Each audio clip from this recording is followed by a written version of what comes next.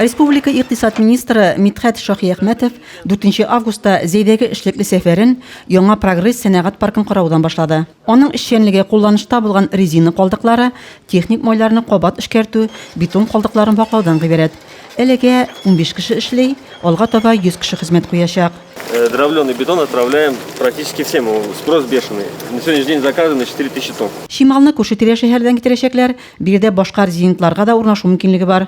Парк җитәкчелеге форсаттан файдаланып проблемаларын җиткерде. На данный момент все, что нам дали, мы освоили. Поставили забор, завели электричество, подвели, поставили трубы, завели дорогу. Вот у нас наша вот проблема. Вот эти 5 гектар.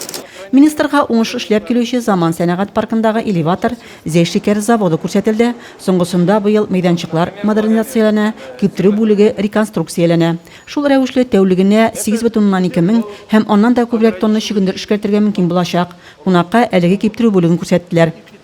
Министр Грис биләмәсендә Татэнерго җәмгыяте җитәкчелеге белән очрашып, яңа төзелүче заманча энергоблок турында фикерләште. Бүген бу станцияның тагын зур блок белән төзелеш эшләрен алып барабыз. Проект безнең инде хәзер кулда. Проект безнең әзер. Шуңа күрә подрядчик безнең билгеле. Оборудование яртысы уже түләнгән. Алар кайта башлады. И основное оборудование безнең 22 елга сентябрьгә кадәр монда булачак. 23 елда елның азагына без станцияны эксплуатациягә кертәчәкбез.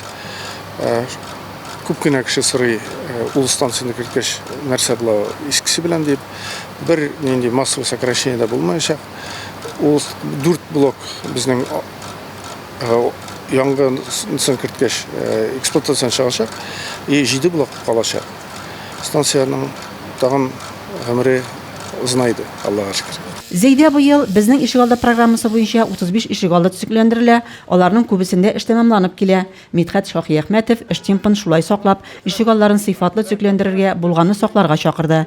Биредә министрга Гагарин урамы 53А йорты ишегалдын, андагы бала куркынычсызлыгын өстенлек иткән велосипед юлын күрсәттеләр. Маленького возраста он выходит, его все равно видно чуть-чуть над машиной. За счет сужения машина движущая притормаживается, и ребенку более безопасно перейти. Бизнес мәйданчыкларын караганнан соң министр энергетик мәдәният сараенда төрле тармакларда эшчәнлек алып баручы эшмәкәрлек җәмәгатьчелеге белән очрашты. Очрашуда сүз эшмәкәрлек эшчәнлеге субъектларына ярдәм итү программаларын файдалану турында барды. Очрашуда эшмәкәрләр үзләрен кызыксынган сорауларын бирде. Бүген Зәйдә Гриска барып килдек. Анда безнең бик зур масштабный инвестиционный проект тормышка ашыла. Менә директор белән Максим сөйләшеп, бөтенесен карап тагын. Бөтен безнең проект бара шул план буенча. Тагын без бүген инде менә Разиф Галич белән промышленный проектларын тоже карап чыктык. Анда да бик зур планнар бар. Менә республикадан нинди ярдәм кирәк, бөтенесен тагын бер мәртәбә уйлап, карап бетереп, шулай итеп бергә менә шуны башкарып чыгарга инде. Резима Кашапова, Денис Ипатов, Зәй хәбәрләр.